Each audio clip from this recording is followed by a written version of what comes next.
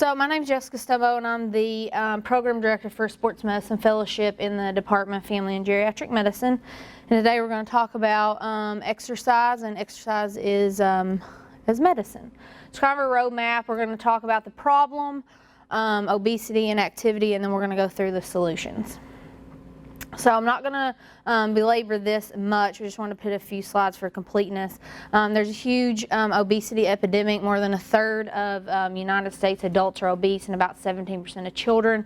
If we look down here, I put the definitions of what obesity and overweight are, so everyone's on the same page. So obesity is defined as a BMI greater than or equal to 30. And here's the formula of how to calculate it. There is some controversy about BMI, whether it's accurate or not. But it is traditionally what's used when we're looking at these numbers. This is data from 2013. If you look at this map, no state had a prevalence of obesity less than 20%. So the less than 20% is green with little yellow speckles, and no state has that. So it's kind of sad that every state has at least 20% prevalence of obesity, and 20 states have rates above 30%. And here's just a picture showing us that basically being overweight and obese affect every aspect of our body, from our mental health to our musculoskeletal health, endocrine. Every system is affected. And we look at costs. These numbers are a little bit older, so the numbers, if we could get current numbers, and sometimes it's hard to get up-to-date data on cost. They range between $147 and $210 billion a year. If you read through there, basically obese adults and kids cost the healthcare system a lot more than non-obese, non-overweight individuals. So if we think about it, what if there's one prescription that could prevent and treat dozens of diseases? So will anybody ever accept that exercise is often the best medicine? It's not a pill that you can take. It's not easy. It's hard work. So usually it's harder to get people to buy into it.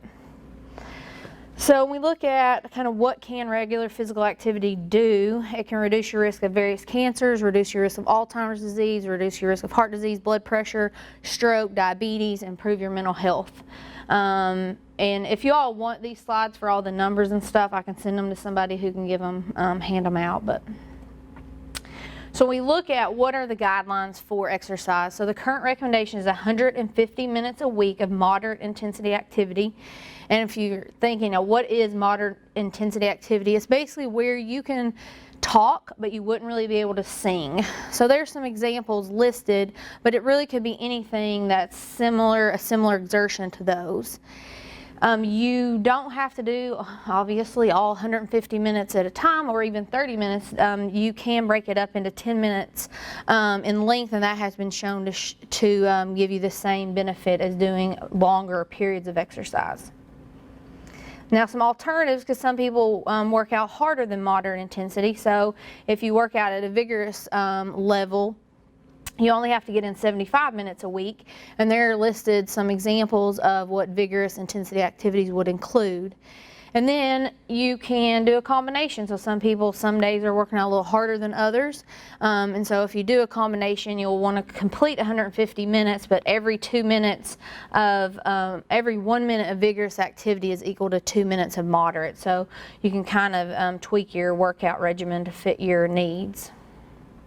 Now, as I mentioned, you can break it down into 10 minutes, and for some people that is much more palatable, so they can do it if you do it in 10 minutes. So if you think about, if you do 10 minutes 3 times a day, that's 30 minutes a day, and if you did that 5 days a week, there's your 150 minutes. You still even get 2 days off where you don't have to do anything.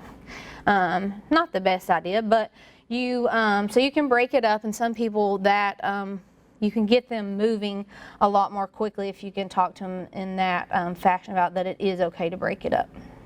You always want to start slow and then gradually increase the amount you're doing, so you don't want to go from 0 minutes to 150 minutes over a course of a week or so. So we're going to look at some different steps on how we would go through this. So first, we're going to talk about the physical activity readiness questionnaire. So kind of broke this down. So it has 7 questions that you can read through, and if you answer yes to any of these, then it's recommended that you see your health care provider before you start an exercise regimen. If you read through these, diabetes is not specifically mentioned. However, I always tell people if you have diabetes, it's really good to talk to your provider before you start. Because your medicine regimen, especially if you're on insulin, may need to be adjusted based on what activities you're going to start doing.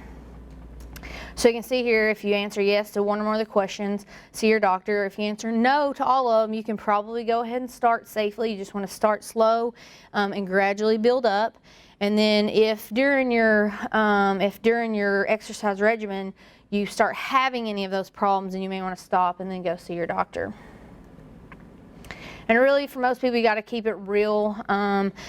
Some people set very unrealistic goals and then they just get frustrated and they can't accomplish them. So you have to start really slow and really small, even if it's only losing, 5 to 10 pounds. Once they do that, then they get a little bit more motivated, their pants fit better, and then it kind of can spiral from there. So assessing your fitness level, there's a lot of different ways. This one is from the President's campaign for fitness. So it's called the Adult Fitness Test. And it has, it may be a little bit hard to see on there, but you can see it has your aerobic fitness and has some things to test, your strength, flexibility, and then your body composition. And so you can actually find this online, and then you can track it, and after about 6 weeks you can redo this test and see if you've noticed improvements. And then when we're looking at, how are we going to design a program? Like, what are we going to do? You have to think, like, what are your goals? Like, what do you want to get out of this? Is it long term that you really want to, maybe maybe it's an older individual who wants to maintain their independence and keep themselves at home and not, end up in a nursing home or having to have their children care for them.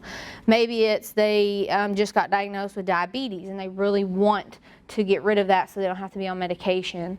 Or maybe it's just you are motivated and you want to do a 5K or an Ironman, or maybe your wedding's coming up. So you just have to know kind of what your goal is, and then think about how much body weight you want to lose.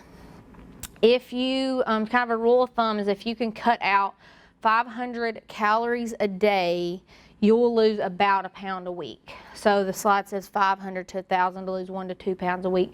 So most of us, if we really look at our diet and our activity level, you could find a way to either take in 500 less calories and or burn 500 more calories. And that'll on average give you about a pound a week of weight loss. And then when you're looking at a program, you really have to personalize it, because if you don't enjoy what you're doing, you are not going to do it. Some people like to enlist the help of a personal trainer that kind of keeps them honest and keeps them motivated and maybe helps them figure out things to do to aid in their weight loss and aid in them getting in shape. Some people love group workouts, other people hate them, so you have to know yourself. So if you're more of an individual worker-outer, which isn't really a word, you really might not fit in a group setting, but sometimes you got to get out of your comfort zone. You could try it, but you just have to know yourself. Now, if you are, whether you're an individual, if you like to work out as an individual or as a group, I always say enlist a partner, because you can hold each other accountable, because there's going to be days where I don't want to do anything and my buddy will be like, no, come on, we got to get to the gym, I'm feeling good today, and then vice versa. So always having somebody to hold you accountable is important. And then, as I mentioned, you got to find what activity is enjoyable to you. And in today's world, we're all busy. We have to-do lists that go on and on and on and on. So a lot of people, it works for them to put it on their calendar, put it on that to-do list, so then they can check it off and they feel like they've accomplished something. And there's, on the internet, the internet is good and bad, but it has lots of suggestions for different things, and they have these physical activity pyramids that you can look at that kind of talk about what you should do, not very often, and then often regularly, and what you should be doing on a day-to-day. Most people are much more active in the spring and the summer, and because in the winter, what do we say?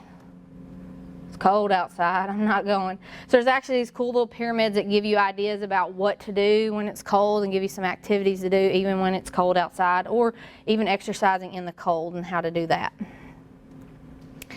And you got to think about your equipment. Shoes are really, really important. And a lot of people make the mistake of just going to Foot Locker or Dick's and finding the cute shoes, or thinking the person there is going to be knowledgeable to help them find a shoe that's good for their foot type. And in reality, that's probably not going to be the best shoe for you. Some people spend hundreds of dollars to find that they could have got a good pair for less than $100 if they'd just gone to the right place. So in Louisville, there are several different running stores that you can go to. A lot of times they will watch how you run, they'll look at your feet, and I'm not going to say all of the time, but majority of the time the person you will encounter there is knowledgeable, and they will be able to assess your foot type and help recommend a good pair of shoes for you and for what type of activity you're going to do. In terms of equipment, it really depends on what activities you've picked. Having a jump rope is a really cheap and great workout tool to have. You can put it, if you're traveling, you can put it in your suitcase. You can take it with you. It's a really good workout, and they're not very expensive. You also have to think about the clothes, because the clothes you're going to wear on a rainy day are much different than you're going to wear on a 90-degree hot, humid day. So think about your clothes. And then where are we going to work out? So some people prefer to go to a gym, other people don't. There's lots of things you can do in your living room, and we'll talk a little bit about those later. And then if you're an outdoors person, the parks around southern Indiana and the Louisville area, there's about 40 miles of paths in the park system that you can utilize. So we're talking about getting started. So as I've alluded to, you want to start slow, slowly build it up. You can break it up, as we talked about. You don't have to go all and do 30 minutes or an hour at a time. You could do 10-minute bouts. And then be creative. The internet has a lot of great ideas if you just kind of are stuck in a rut with what you're doing. Look on the internet for interesting ways to work out, or new classes if you're into group activities.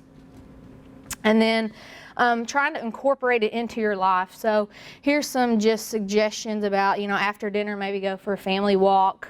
Or run out, go out in the backyard and play with your kids or your pets for 30 minutes after dinner. And then in terms of TV, you could, as a family, make a game night where there's no TV. We just play games that are more active. Maybe the Wii, because you can get Wii Fit and some of those games that will keep you active, and those will keep kids entertained. And then we think about how intense are we working out? Like, how do I know how hard to work out? So we can look at how we feel, and we can look at our heart rate. So when we go by how we feel,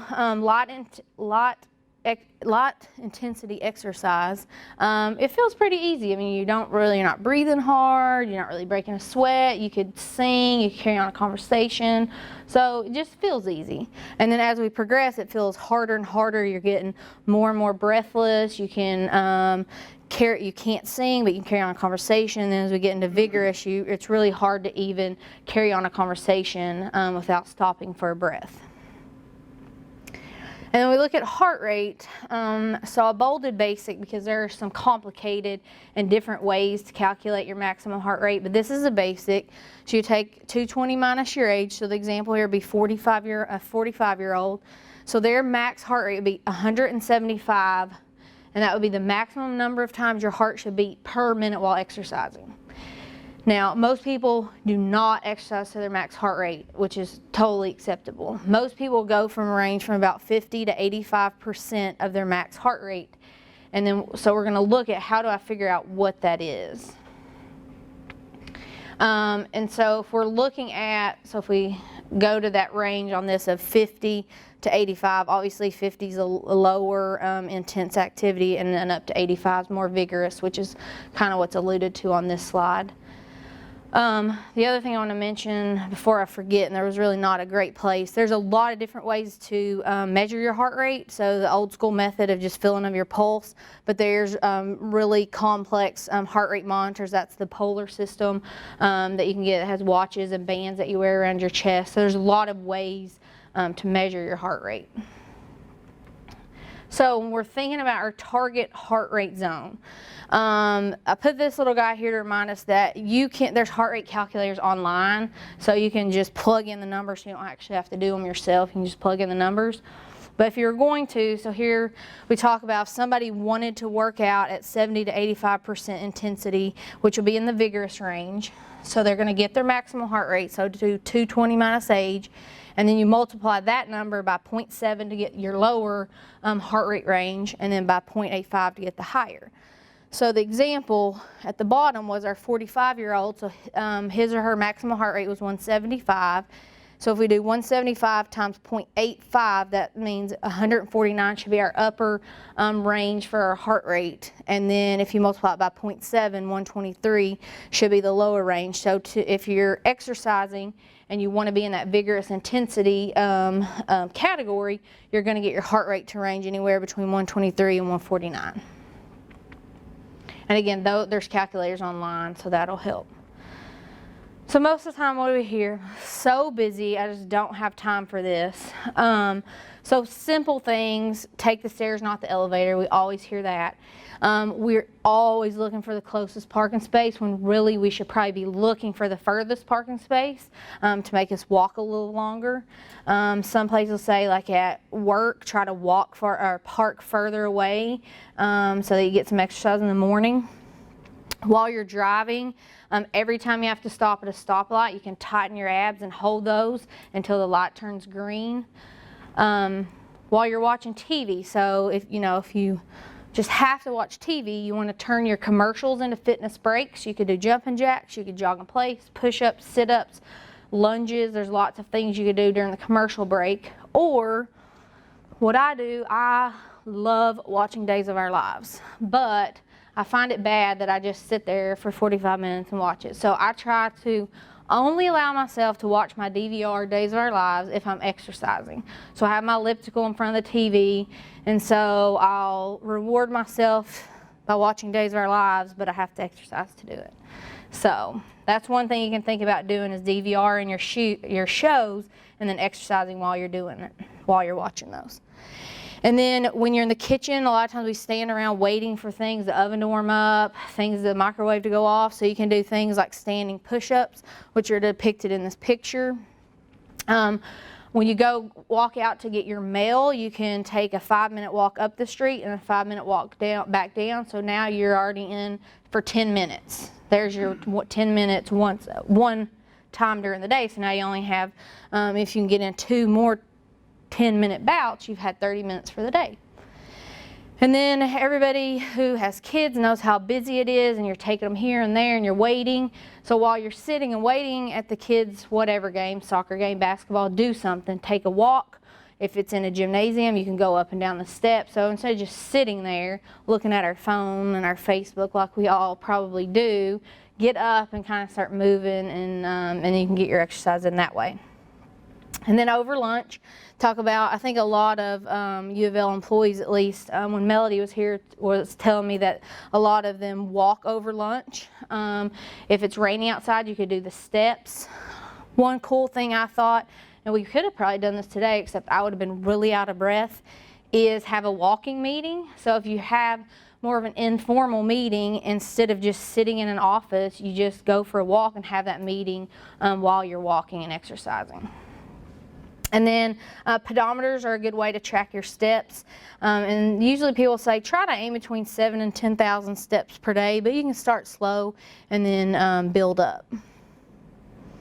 And you want to monitor your progress. So if you did a fitness test, whether it's the presidential one or you had a personal trainer that did one, you can redo that after about 6 weeks, see how you're doing. You also want to, in the beginning, where you've written things down, whether it's your weight, your BMI, what size clothes you wear, then you want to get back and re-measure all those things and see how you're doing. I put take a picture. In the beginning, most people don't want to take a picture because they don't like how they look. However, when things start looking better and better, you actually always wish you had a picture to look back on to see where did I actually start and how do I look now.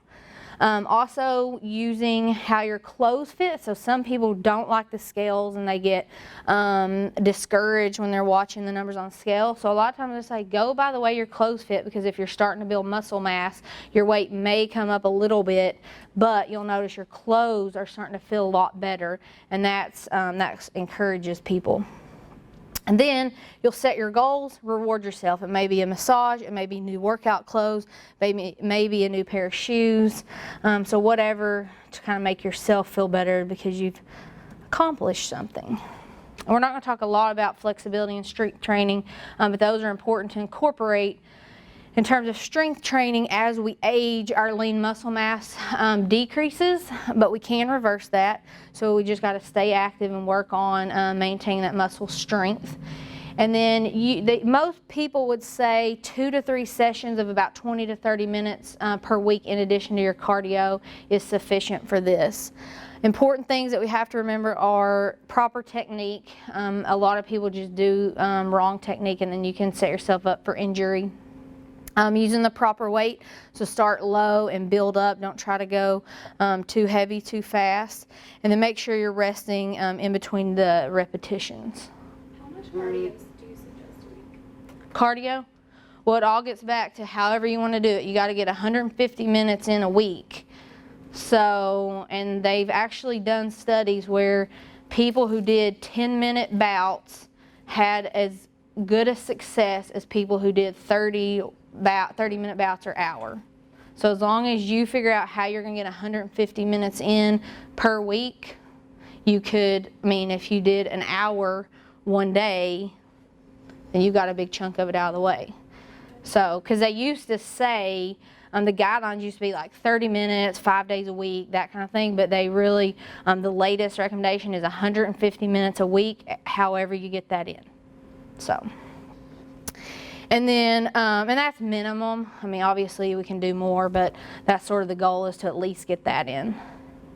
And then in addition to exercise, we've got to think about what are we eating, what are we putting in our bodies. And there's just a lot of resources online, there's a lot of apps, and there's so many different ones that you really just have to find one that works for you and your lifestyle, because what works for me might not work for you. So I just tell people, you just have to try them out, try different ones, look on the internet. The dailyplate.com was an interesting one. They had a lot of workout ideas. They had recipes, and a way to track your calories and your exercise.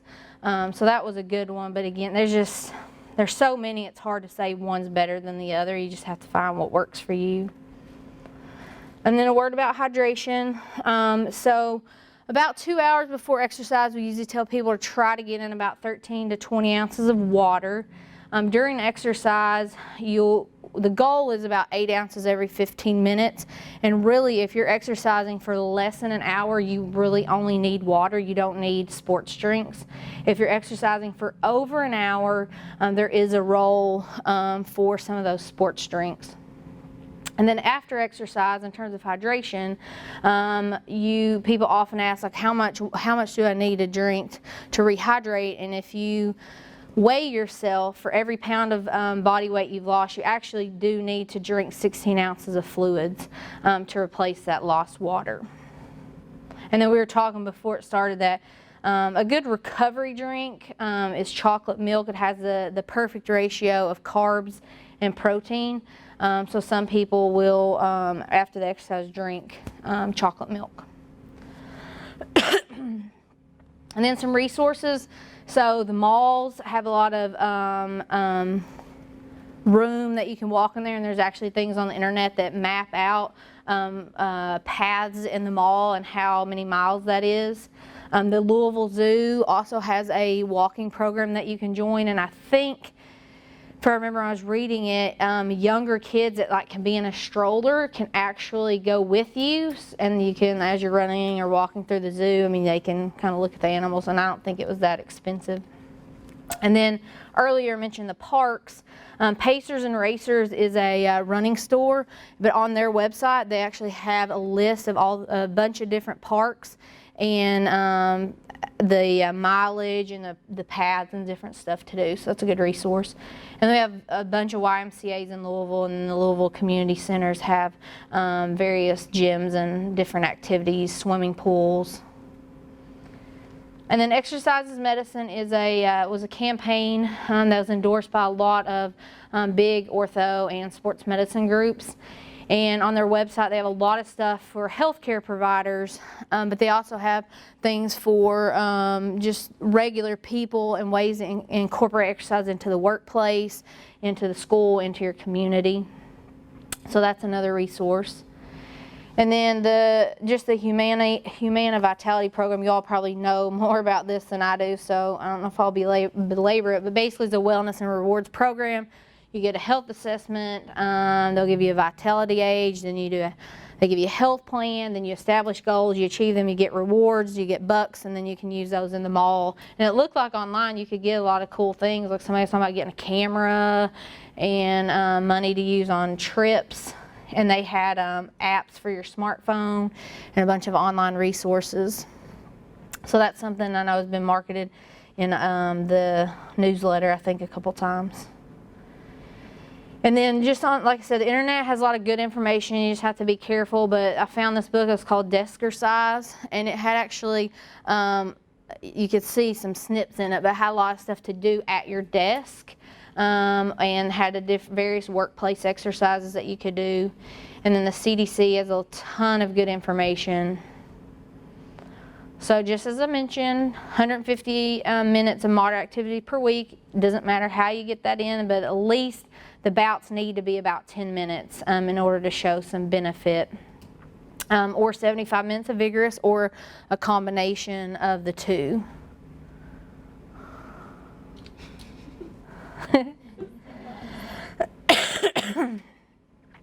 So, questions? That was kind of a whirlwind, but